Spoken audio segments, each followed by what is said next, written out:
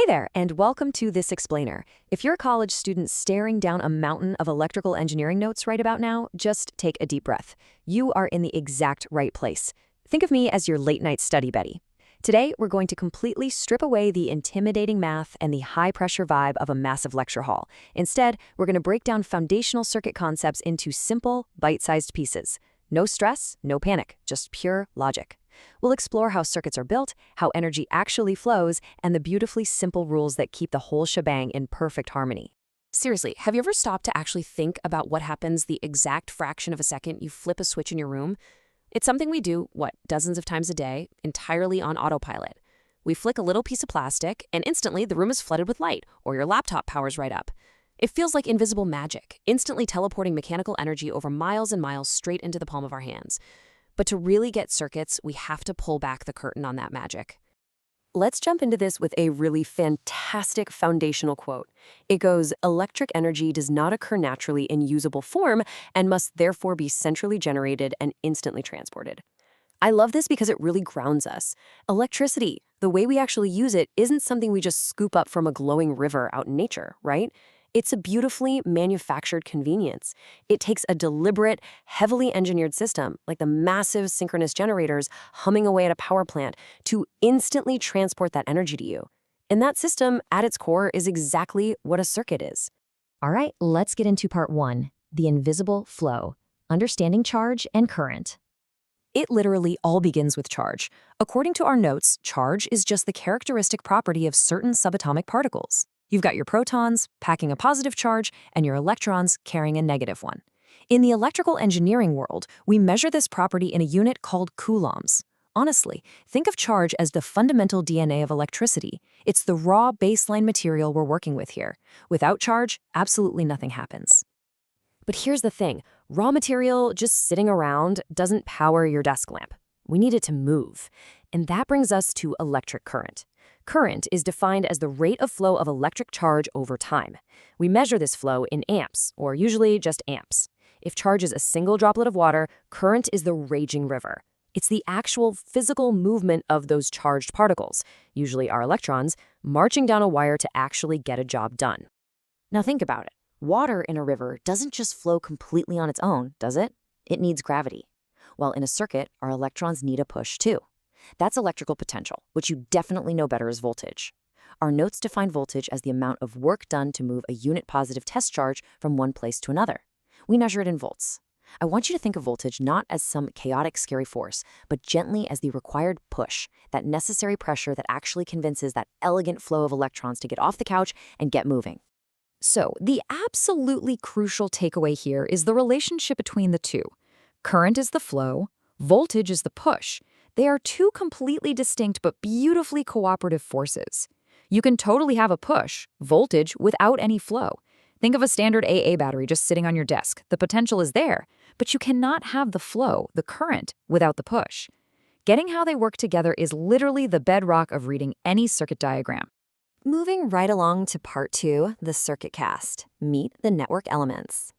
You know, reviewing these handwritten notes is such a great reminder that these aren't just abstract, terrifying math variables floating in space. They're organized families of physical tools that we use to build circuits. Thinking about these elements in a branching family tree setup really shows you how perfectly categorized the world of circuit elements really is. Let's break down the main branches of this family tree. The first major division in our cast of characters is active versus passive elements. Active elements? They're the generous ones. They actively supply energy to the circuit. Think of your voltage sources, like that battery we mentioned, or a massive generator. They're the ones pushing the system forward.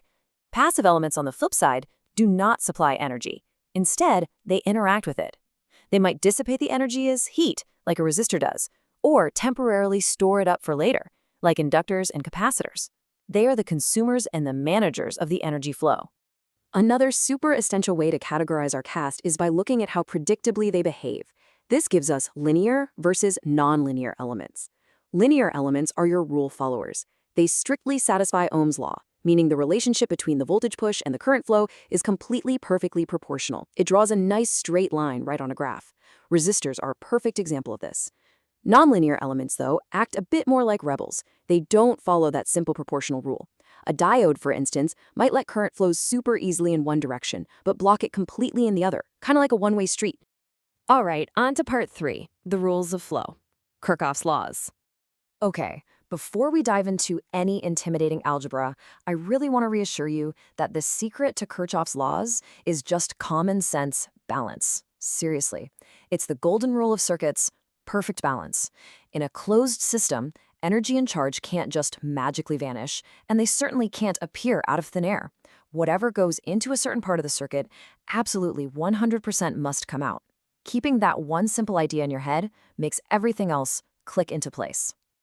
Think of a central node, a single point in a circuit where a bunch of wires meet up, like a peaceful four-way traffic intersection. Imagine several different currents all converging on this one spot. Common sense tells us cars can't just pile up endlessly in the middle of an intersection, right? That'd be a disaster. The exact number of cars entering must perfectly equal the number of cars leaving. That traffic intersection analogy, that's the exact formal definition of Kirchhoff's current law, or KCL. It states that the algebraic sum of the currents meeting at a node or junction is perfectly equal to 0. If you define entering currents as positive and leaving currents as negative, they will always cancel each other out perfectly. It's really just the mathematical way of ensuring there are no permanent traffic jams of electrons in our circuit. Building on that, imagine a closed circuit loop like a circular hiking trail. You start at the battery, which pushes you uphill. That's a voltage rise. As you walk through the rest of the loop, passing through all those resistors, you slowly lose elevation. Those are your voltage drops. By the time you get back to the battery, the exact place where you started, you must be at your exact starting elevation. And there you have Kirchhoff's voltage law, or KVL. It tells us that the algebraic sum of voltages around any closed circuit loop must be 0.